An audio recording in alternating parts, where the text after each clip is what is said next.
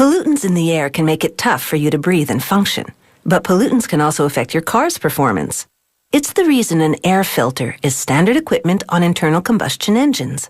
The filter keeps dirt and particles out of the engine so it runs smoothly and gives good mileage.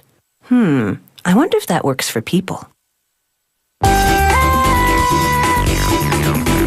Trapping dust and grime is a dirty job, and it takes its toll. Air filters get clogged and have to be replaced regularly, so we need a steady supply. To make an air filter, an automated spool unwinds thick paper and feeds it between two rollers. Bumps on the rollers press indentations into the paper. The short vertical ones are spacers to help air flow through the filter. The long horizontal lines are the pre-fold creases. The rollers fold the paper along those lines as they push it out the other side.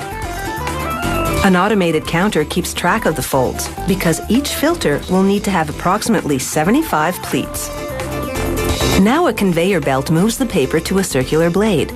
A steel bar holds the paper pack down while the blade slides on a motorized rail, slicing the paper at the correct number of folds. The paper pack rolls down the conveyor belt, heading to the next station. In the meantime, a robotic arm sprays liquid wax onto the aluminum molds that will be used to shape the tops and bottoms of the filters. The carousel turns, positioning another set for spraying. The wax will ensure that nothing sticks to the molds during the next steps.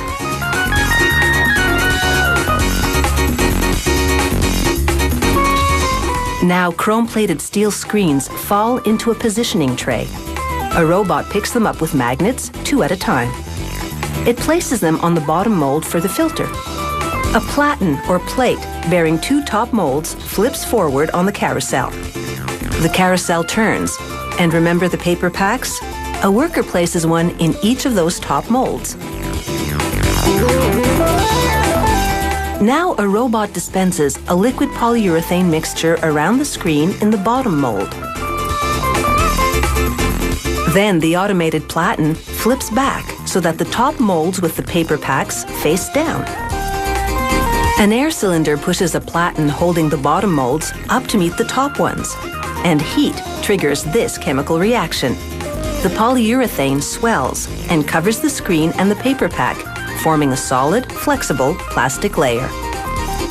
A robot with grippers peels the new air filter out of the mold and sets it on a cooling rack. Because of the wax sprayed on the molds, the robots don't have to work hard to pull the air filters out. Like well-greased cookie sheets, nothing gets stuck to the bottom. After they're cooled, the rack tips up and the air filters tumble down a slide to a worker who collects each one. With a bandsaw, she trims the excess polyurethane, or flash, from the rim. Now all that's left is the packaging. On another assembly line, a robot prepares to make a radial seal type of filter. It sprays the no-stick wax onto the brims of molds that look like inverted top hats. A small wheel turns and delivers the molds to a larger assembly wheel. Another robot picks up plastic caps and places them inside the molds. Then, a pneumatic pusher raises the caps and nozzles dispense a hot glue bead onto their edges. Another pneumatic pusher tool forces round packs of pleated paper out of cylindrical holders and into the molds.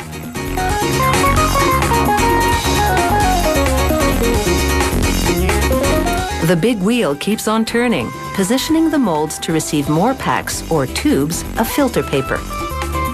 The wheel pushes the paper-filled molds onto a conveyor belt. And down the line, a robot pumps a polyurethane mix into the bottom mold for the filter.